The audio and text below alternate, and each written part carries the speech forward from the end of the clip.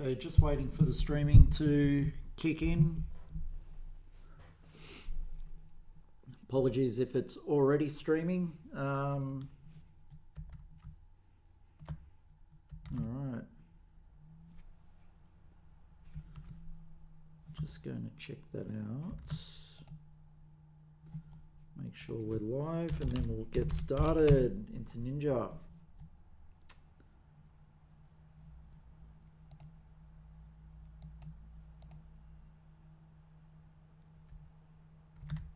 All right, shows that I'm live now. Excellent.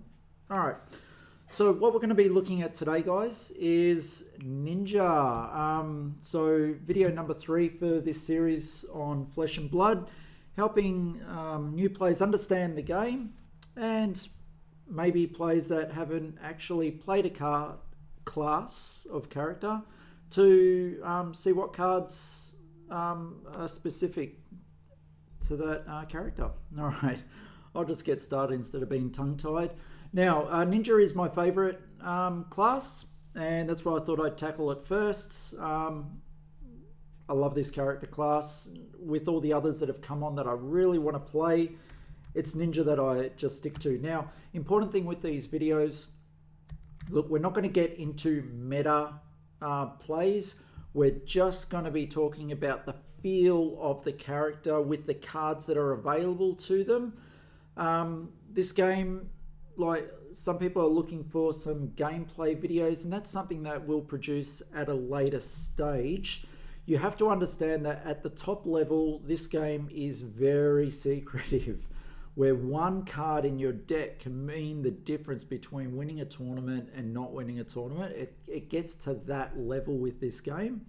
If you want to take it to there, you can have casual games and have a lot of fun, or you can really get into the deck building of it and find different ways to do things. The game is so open and so available for that, even with only 3 sets, or 3 sets it's coming at the end of this week, but it's only 2 sets in, really 1 set per character, if not counting the generic cards. So there's just so much scope within each set of how to play a character. It's fantastic. So enough of that, enough rambling. We'll just get straight into it. Now, there's 2 characters for Ninja, and especially with the Blitz format, you've got Ira there. Right now, I'm going to concentrate on Katsu.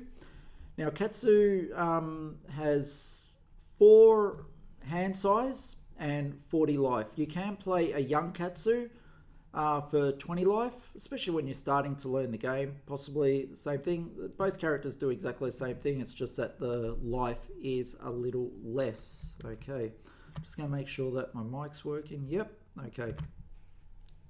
So he's got a special ability. When an attack action card you control hits, you may discard a card with a cost of 0. If you do, search your deck for a card with combo. So it has to have combo on it, and we'll see a few cards coming through with that.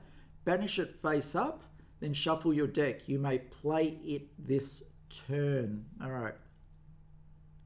Now, before we get into any further, one thing that really troubles a lot of new players is the difference between this action of go again, and that's why Katsu is so good to show as a first character with this, because he uses a lot of go again.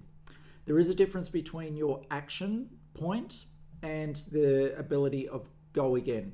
Every character gets 1 action to do something on their turn. However, if the action that they do has the skill of go again, it allows them to continue that action with another card or another action, as long as they can afford it with the pitch value. As you would have seen with the previous 2 videos, I talked about the pitch.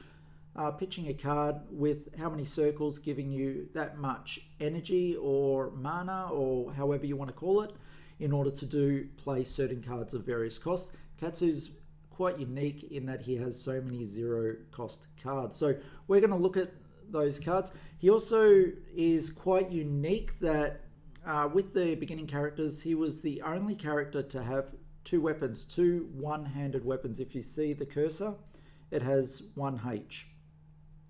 So one-handed. He could effectively have 2 of these, where every character is attacking with 1 weapon and once, unless they've got 2 action points, which they could attack with the weapon again. Katsu in the 1 action point with go again.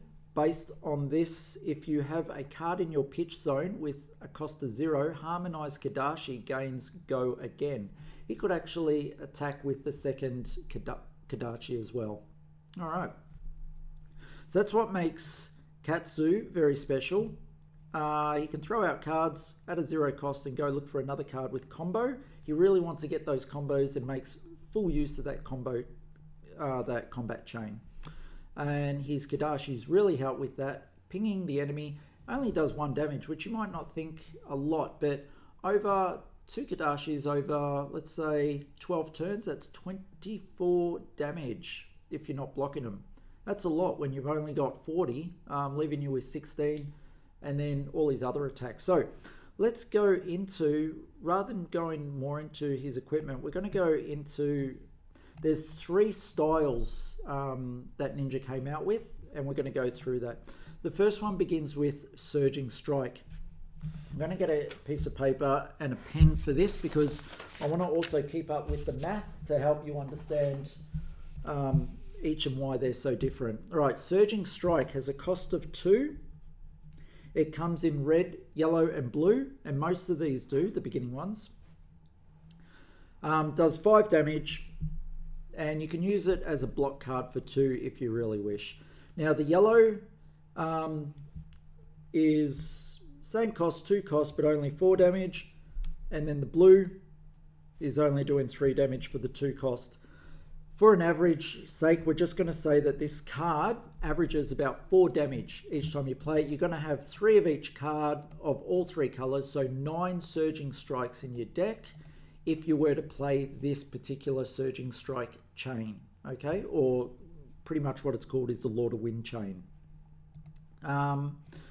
So for your value, and remember the different color is for the pitch value, and you're going to be throwing all of them in there because you want to get your Surging Strikes to start your chain, but you might be throwing some out when you've got some in your hand because a yellow and a blue will pay for this as well.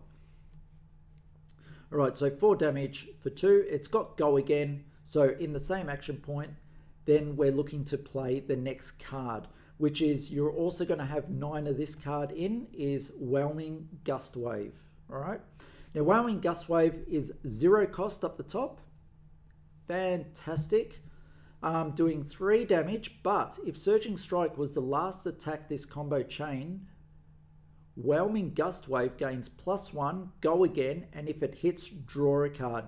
Now, this is the make or break card in this whole combo.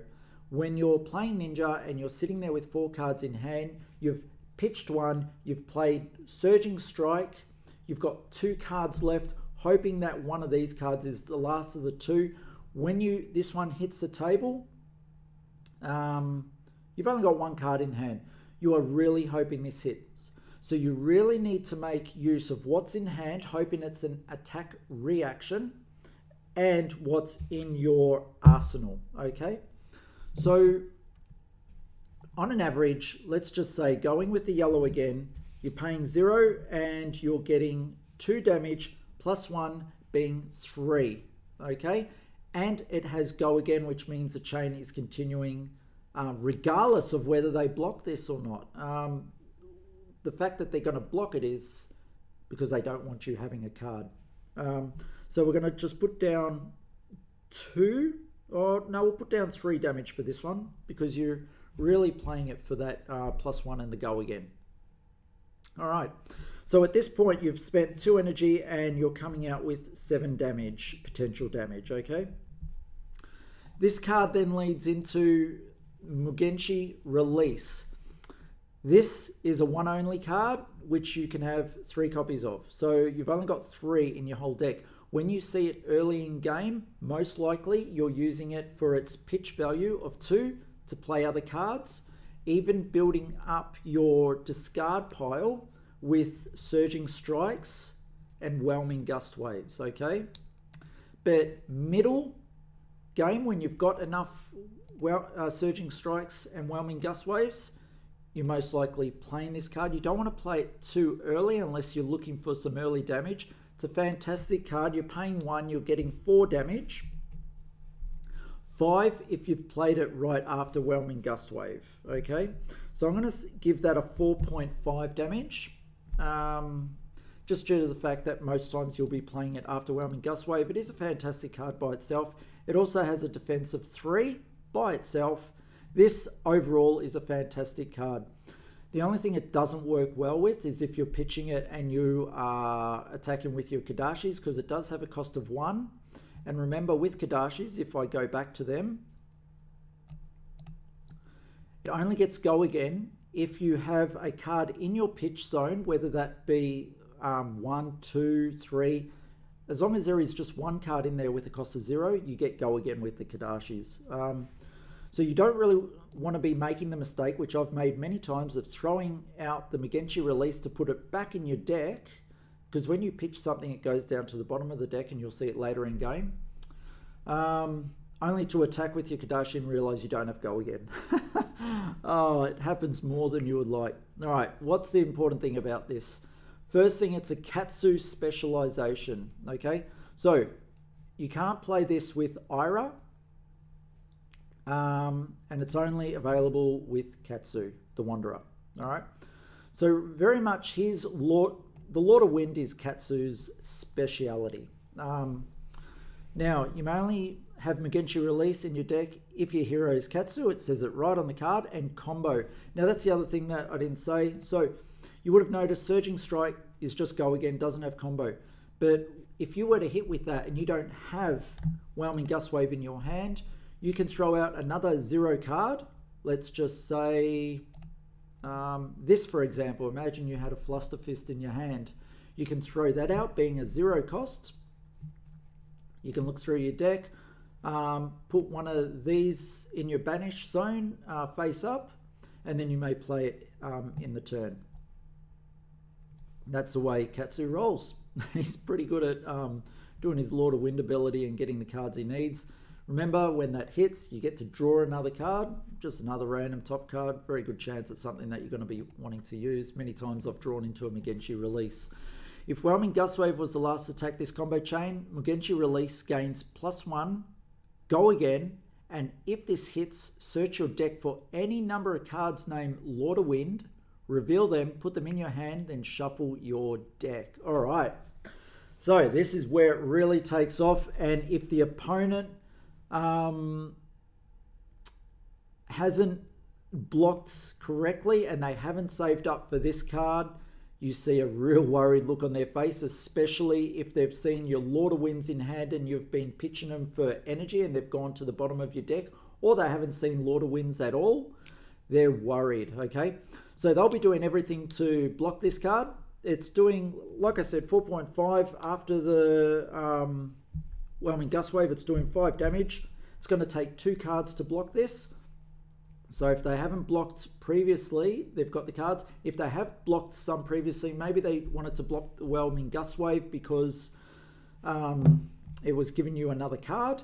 You know, the top Whelming Gust Wave was doing 4, so that's 2 cards normally. If you had a lower card, it's probably 1 card. So they've got about 2 to 3 cards in hand by this stage. They're probably going to throw out to stop this happening. It does stop your momentum a little bit, but you do have attack reactions which you can add to that, okay? Remember, there is a phase when you attack that you do your attack, they do their defense, then you can throw an attack reaction and give +1, +2, +3 even, and throw as many as you want. They get their defense reaction, which then opens you up to do more attack reactions if you've got any left over.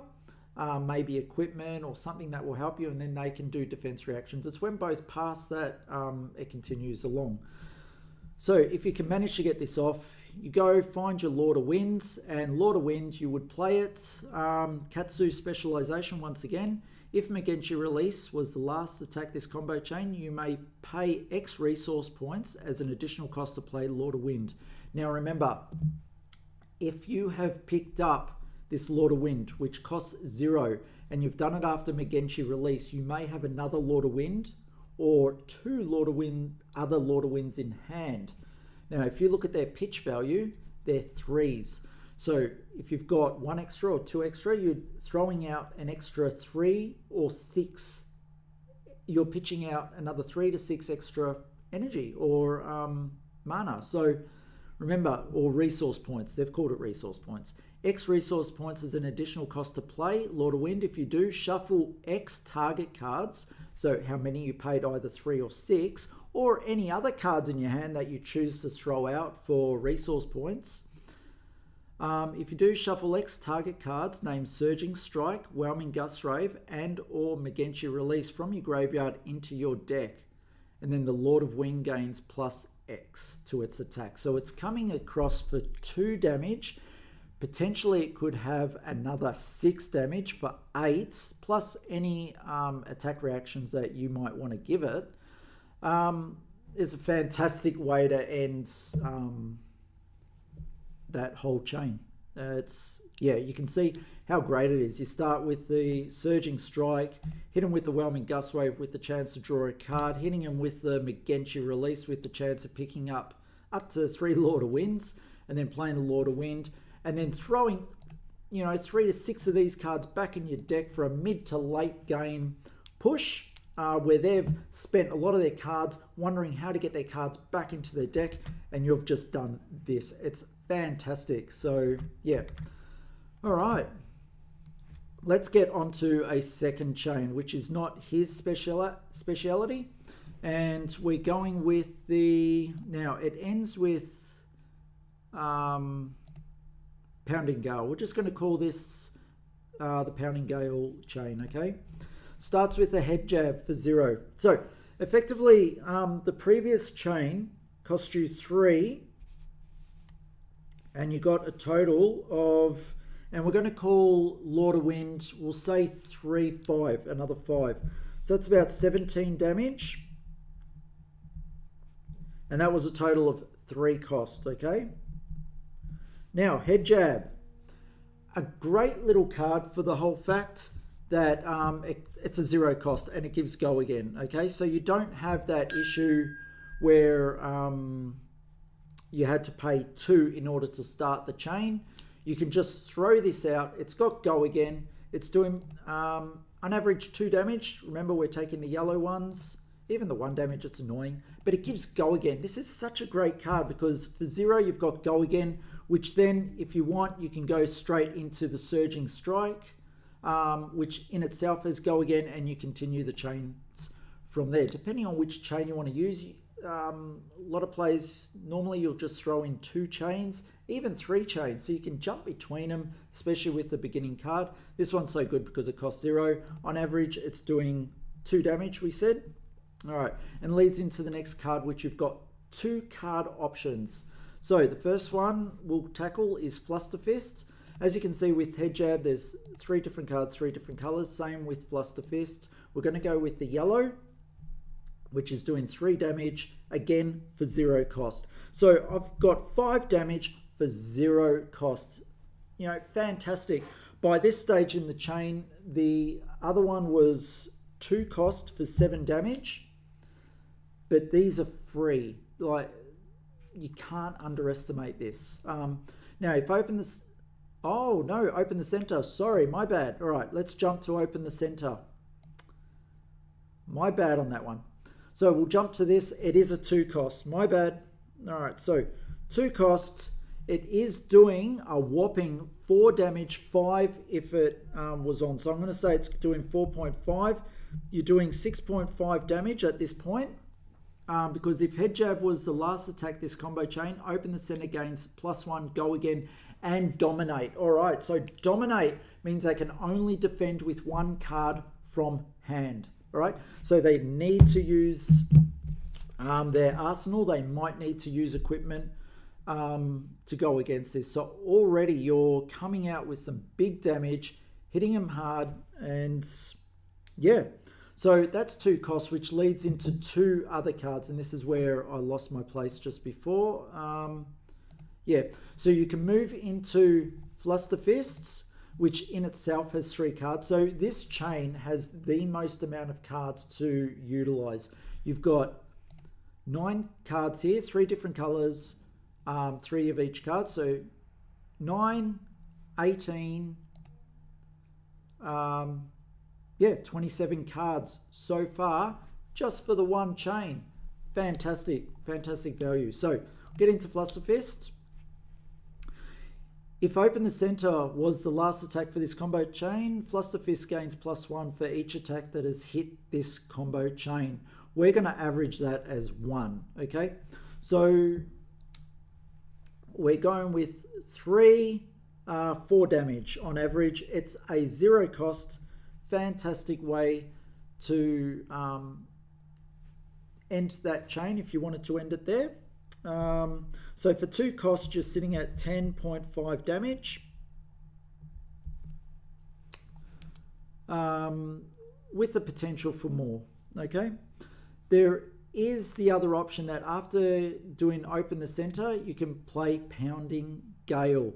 There's only one of this card. It is a red, only has 1 pitch value, so it can...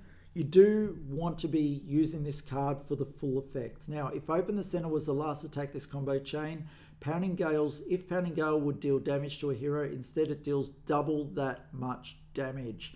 So if you've been able to get their cards out of hand, this is doing 5 to 10 damage. I'm going to say 7 damage on average, kicking out for 17.5 damage. It does cost 1. So as you can see, between Katsu and this one, you're paying the same amount, doing very similar damage. The thing is, this is not a Katsu specialization. So as they bring out more ninjas later on in the game, this is quite viable as opposed to the Lord of Wind, if you can't take Lord of Wind because you're not playing Katsu, all right? Like Ira might take this, and we'll get onto Ira a bit later. Sorry, this is a long video, but you know, he's just got so many combos that he can do. And when you're putting all these together, you really need to work out your averages. What one do I really want to get off? How many of these cards am I going to utilize? What colors? Am I balancing it correctly to have enough energy to play these cards? So yeah, we'll speed this up now. Okay. So next one we've got, so we've had the Lord of Wind chain, we've had the, I think the chain we'll start is the head jab chain, and then the kicking one, which is the, starts off with leg tap for 1. Now this is, you've paid 1 and you're doing on average yellow card 3 damage. It does have go again, can be used with the other chains. It's really hard putting this in with Lord of Wind chain because you're paying 2 for Surging Strike, you're paying 1 for leg tap. Yeah, it's a bit harder. You go on to Rising Knee Thrust. If leg tap was the last attack card, this combo chain, Rising Knee Thrust gains +2 and go again. So remember, look how these cards all have combos. So you're using Katsu's ability to throw out a 0 cost card to look for the next card in the chain. Remember that. All right, yellow. 0 cost, 2 damage, +2. I'm going to say that's 3 all up, just to keep the averages average, okay? So all of a sudden we've done 6 damage for 1 cost. In effect, compared to every other chain at this point in the chain, this is doing more damage on average for your cost, okay? Then it goes into 2 other cards to finish this chain. If Rising Knee Thrust, we're Blackout Kick, and we'll go on with the yellow one. If Rising Knee Thrust was the last attack this combo chain, Blackout Kick does +3. We're going to do as +2 on that one, so 5 damage, costing 1. So at this point, you've paid 2, you're doing 11 damage, as opposed to your Lord of Wind chain, when you were at 2 costs, you were doing 7 damage. So huge, like 4 different points of damage for the same cost.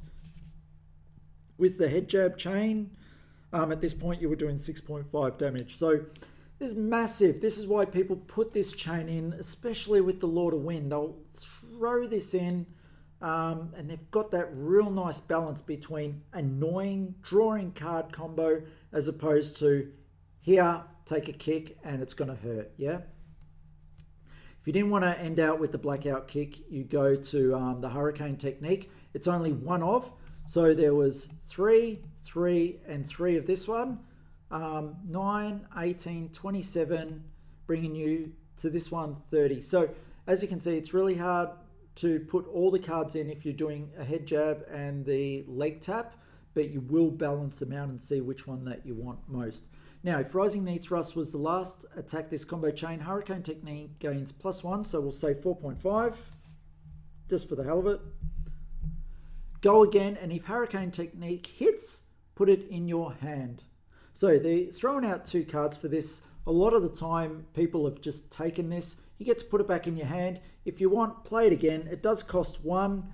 It'll cost you 2 if you want to play it again.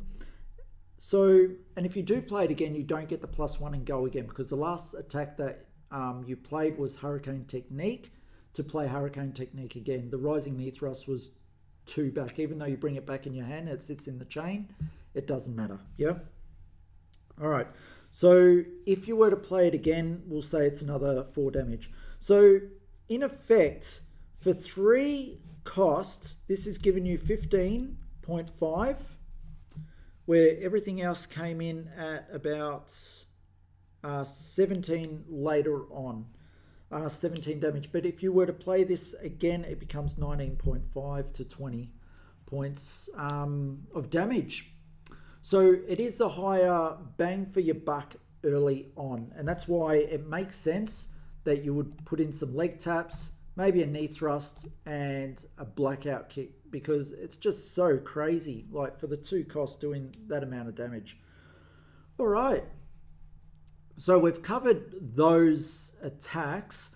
Let me get into the equipment for Ninja. Okay, now this one is extremely hard to find. It is a legendary card. It is expensive. You do not need it, but it can mean the difference. A lot of people will play differently when this is on the board. Your mask, once per turn, when an attack action card, so not your swords, an attack action card you control is the 3rd or higher chain link in a row to hit, draw a card. That's once per turn.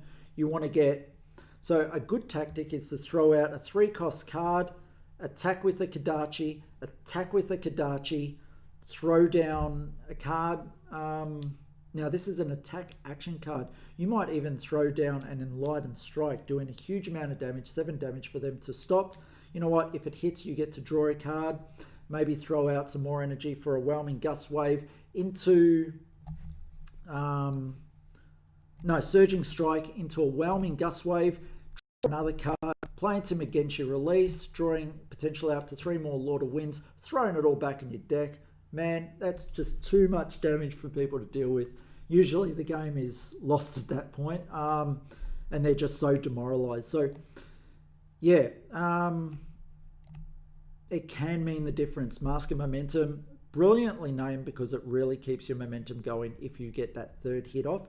So people will usually either block the 1st or 2nd to stop that chain, and then you have to start it again to get that 3rd attack. But if anyone can do it, it's Ninja. They can just keep that chain going. I've had a lot of cards in the chain before. I just got lucky with certain things. Another Ninja equipment is just Breaking Scales. Destroy Breaking Scales. Target attack card with combo gains +1. So this is where I was talking before as to why this is so great. Remember this card. If Surging Strike was the last attack, it gets +1. So imagine I played this red one. I'm attacking you for 4 damage. You're paying 2 cards. Most people will over defend on this card. I am hitting you for 4. They will throw down 2 cards to do 5 or 6 defense, because they can see that Breaking Scales is on the table, and that will give a +1. So if they defend for 4, I crack Breaking Scales as part of my attack reaction, giving it +1. Therefore it hits. I get to draw a card if they can't defend on that. If they only block to 5, and I'm lucky enough to have this card in hand, Ancestral Empowerment. Now these are only on Ninja attack cards. The card needs combo on this, so you can't play it on the head jab or the Surging Strike or the leg tap. But every other card after that with combo you can. And with this, and target ninja attack cards. So that Enlightened Strike I said before, you can't play this on that. You need ninja cards. Ninja attack cards being exactly what they were. I'll just bring that back up. So it has to say ninja attack down the bottom here, okay? Brilliant card. Not only does this give you a +1, it gets you to draw a card.